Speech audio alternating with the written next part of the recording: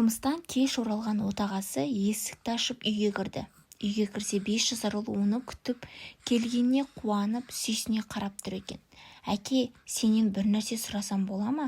«Әрине сұрай ғой. Әке, сенің жалақың қанша? Бұл сенің шаруаң емес, оны қайтесің?» деп ұрсып тастады әкесі. «Жай білгім келіп еді.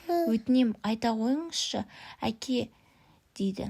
«Ең болмағанда бір сағатта қанша табасың?» дейді. «Шамамен 500 мың теңге. Не болды, әке?» деп ұлы сөзін былай жалғады. «Әке, онда маған 300 теңге берші. Түкке тұрғысыз тез сынып қалатын ойыншық алайын деп пе едің?» «Бермеймін. Онда бөлмеңе бар да ұйықта», деп айқайлап тастады. «Ұлым, тек өзіңді ойламасаңшы. Мен күні бойы жұмыс жасап шаршап келдім, ал сен менен ақша сұрайсың», деп ұлына жағдайын түсіндіріп байыппен сөйледі. Баласы өз бөлмесіне кіріп кетті де есігін жауып алды. Ал әкесі ұлына ренжіп, «Мына бала қызық, бірінші жалақы мөлшерін сұрап алды да кейіннен ақша сұрауға көшті» деп ойланып тұрды. Аздағы уақыттан соң сабырға келіп былай ойлады. Мүмкін оған шынымен де ақша керек шығар. Мүмкін бір қажет бұйымын алғысы келген шығар. Көптен бері оған ақша ұстатқан жоқпын ғой, деп ұлының бөлмесіне кіреді. «Балам, әлі ұйықтамадың ба?» «Жоқ, әке, ұйқым келмей тұр. Мені кешір, жаңа саған қатты сөйлеп қойған сияқтымын. Бүгін ауыр күн болды. Жұмыста да біраз қиындықтар болды. Мені кешір», дейді.